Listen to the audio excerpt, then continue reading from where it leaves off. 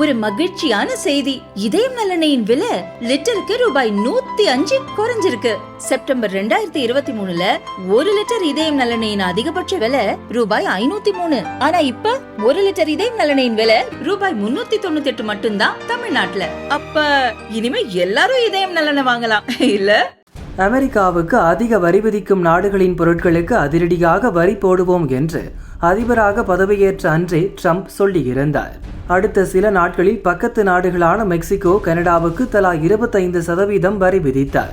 கூடவே சீனாவிலிருந்து இறங்கும் பொருட்களுக்கு ஏற்கனவே இருக்கும் வரியுடன் சேர்த்து கூடுதலாக 10% வரி போட்டார். பின்னர் மெக்சிகோ, கனடாவுக்கு போட்ட வரியை 1 மாதத்துக்கு ஒத்தி வைத்தார். ஆனால் சீனாவுக்கு போட்ட வரியை திரும்ப பெறவில்லை. இதனால் சீனா கொந்தளித்தது.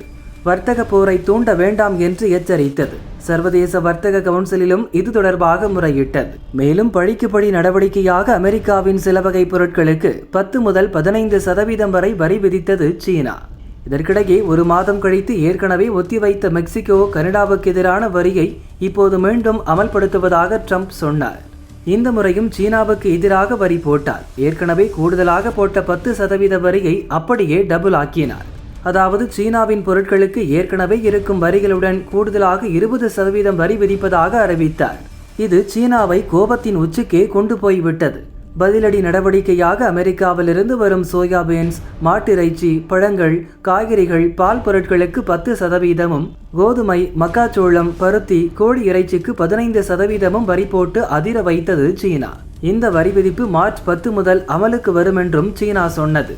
இதற்கிடையே அதிபரான பிறகு முதல் முறையாக அமெரிக்க பார்லிமெண்ட் கூட்டத்தில் ட்ரம்ப் பேசினார். அதிலும் வரி விதிப்பு குறித்து ஆவேசம் காட்டினார். அமெரிக்காவுக்கு அதிகம் வரி விதிக்கும் ஐரோப்பா, இந்தியா, சீனா, பிரேசில் மீது பழிக்கு பழியாக வரி விதிக்கப்படும் என்றார். குறிப்பாக இந்தியா, சீனாவுக்கு எதிராக ஏப்ரல் 2 புதிய வரி விதிப்பு அமலுக்கு வரும் என்றார். ஏற்கனவே சீனாவுக்கு எதிராக 2 முறை புதிய வரியை போட்ட ட்ரம்ப் 3வது முறையாகவும் வரி விதிப்பை அதிகரிப்பதாக சொல்லியிருப்பது அந்த நாட்டை கொந்தளிக்க வைத்தது. ஃபென்டனைல் எனும் வீரியமிக்க போதைப் பொருளை அமெரிக்காவில் சீனா இறக்குமதி செய்வதாகவும் அதை தடுக்க தவறியதால் வரி விதிப்பதாகவும் இன்னொரு காரணத்தையும் ட்ரம்ப் சொல்லியிருந்தார். இப்படி பழிக்கு பழியாக நாடுகள் இடையே நடக்கும் வரிச்சண்டை போருக்கு வித்திடும் வாய்ப்பு இருப்பதாக ஏற்கனவே பல சர்வதேச வல்லுநர்கள் கவலை தெரிவித்திருந்தனர். இப்போது அதை மெய்ப்பிக்கும் வகையில் அமெரிக்காவுடன் எந்த வகையான போருக்கும் தயார் என்று அறிவித்திருப்பது பரபரப்பை ஏற்படுத்தியுள்ளது. இது தொடர்பாக சீனாவின் அதிகாரப்பூர்வ வெளியுறவு அமைச்சக செய்தி தொடர்பாளர் வெளியிட்ட பரபரப்பு அறிக்கை.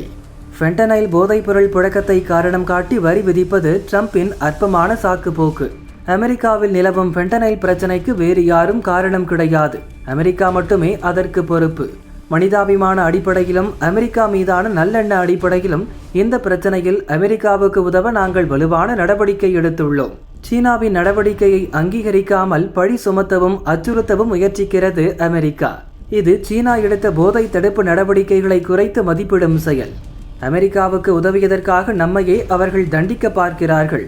இந்த அணுகுமுறை அமெரிக்காவின் பிரச்சனையை இது ஒருபோதும் தீர்க்காது. மிரட்டலுக்கு ஒருபோதும் சீனா பயப்படாது. கொடுமையான வரி விதிப்பு எங்களிடம் வேலை செய்யாது. அழுத்தம் கொடுப்பதோ அச்சுறுத்துவதோ சீனாவை கையாளுவதற்கான சரியான வழி இல்லை. இந்த வழியை தேர்வு செய்யும் எவரும் சீனா பற்றி தப்பு கணக்கு போட்டிருக்கிறார்கள் என்றுதான் அர்த்தம்.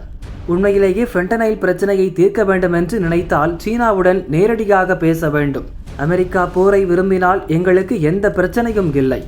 அது வரி போராக இருந்தாலும் சரி, வர்த்தக போராக இருந்தாலும் சரி, அல்லது வேறு எந்த விதமான போராக இருந்தாலும் சரி, இறுதி வரை போராட சீனா தயார் என்று அந்த அறிக்கையில் கூறப்பட்டுள்ளது.